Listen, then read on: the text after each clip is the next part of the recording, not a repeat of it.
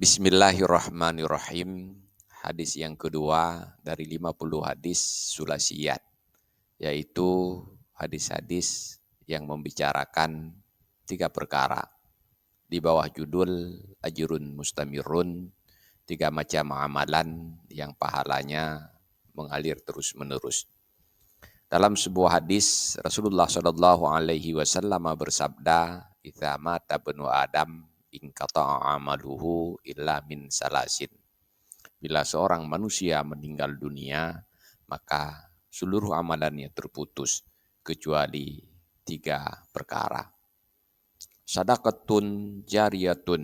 Yang pertama, sedekah jariyah, yaitu harta yang diwakafkan fi sabilillah.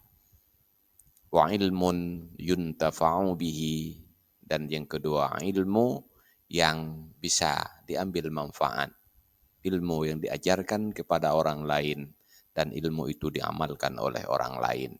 Wa waladun sholihun yad'ulah, yang ketiga anak yang solih yang berdoa kepadanya. Wallahu a'lam bishawab, walhamdulillahi rabbil alamin.